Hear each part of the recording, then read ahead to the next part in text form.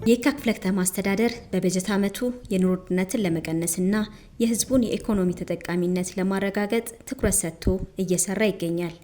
በተለይም ለስራ ፈላጊ ወጣቶች የሚሰጡ የክህሎትና የአመለካከት ስልጠናዎች ዛሬ ፍሬ አፍርተው ለብዙዎች የቋሚ ስራ ባለቤት መሆን ምክንያት ሆነዋል። በየካ ክፍለ ከተማ ነዋሪ የሆነ ወጣት አዲሱ አካል ጉዳተኛ ቢሆንም በተሰጠው የስራና ክህሎት ድጋፍ አማካኝነት ዛሬ ራሱን በመቻል በሴቶች ልብስ ስፌት ሙያ ተሰማርቶ እየሰራ ይገኛል።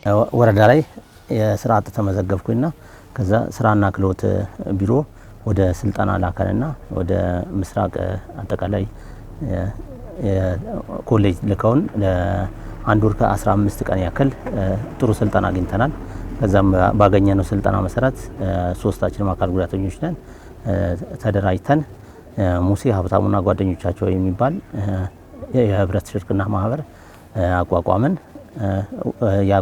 ተደራጀነው ወረዳ 5 ላይ ነውና ወረዳ 5ም የተቻላቸውን ያክል ብዙ ነገር ድጋፍ አድርገውልናል።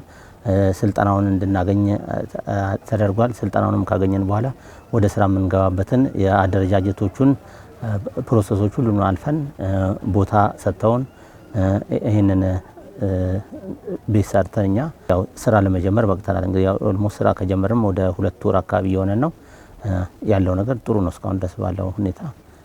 በፊት በከተማ ጎዳናዎች ላይ የኮስሞቲክ ሽያጭ ስራ በመስራት የዕለት ገቢዋን ታገኝ የነበረችው ወጣት ቤተልሔም ዛሬ መንግስት ባመቻቸላት የስራ እድል ዘርፍ በመቀየር በንዋየ ቅዱሳት ስራ ተሰማርታ እየሰራች መሆኑን ገልጻለች። ኮስሞቲክስ ነበረ በመንገድ ቤተሰብ ፈርሶብን እንዳዲስ ነው ከብዙ ቆይታ በኋላ በድጋሚ የተሰጠን። አሁን ደግሞ በዚህኛው ዘርፍ ቀይሬ እንደዚህ እየሰራ ነው። ሌላኛው የስራ እድል ተጠቃሚ ሆነው ወጣት ሹመት በበኩሉ ከዚህ በፊት ስራ እንዳልነበረው ገልጾ ክፍለ ከተማውና የወረዳው አስተዳደር ባመቻቸላቸው የስራ እድል በወንዶች ጸጉር ቤት ስራ በመሰማራት ተጠቃሚ መሆኑን ተናግሯል። ከዚህ በፊት ስራ የለኝም ነበር፣ ያው ቅጥረኛ ነበርኩ።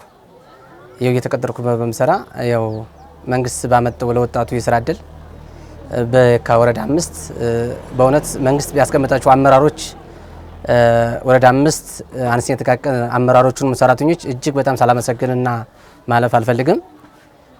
ለወጣቱ የስራ እድል በጣም እጅጉ ተደርጎልናል። በተለይ ወጣቱ በጣም ስራ ላይ ነው ያለው። በ2018 በእኔ ደግሞ የተደረገልኝ ደግሞ ከቅጥር ወጥቼ የራሴን ጸጉር ቤት ከጓደኞች ጋር ተደራጅቼ ያው እንደምታዩ ስራ ላይ ነው ያለሁት፣ እየሰራው ነው ያለሁት። በጣም ትርፋማ ነኝ፣ እየሰራው ነው። መንግስትን እንደግፋለን፣ እኛም ከመንግስት ጎን ነን ያለነው። አመራሮቻችን ወረዳ 5 ሽቴን በጣም እጅግ በጣም እድሜና ጸጋ ይስጥል።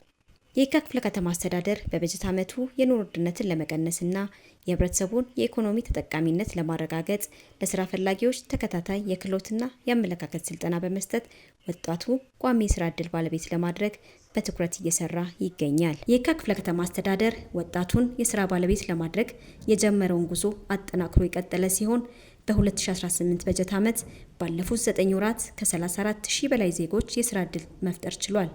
እነዚህ ወጣቶች የታታሪነትና የመንግስት ድጋፍ ሲታከልበት የሚገኘው ውጤት ያው ማሳያ ናቸው።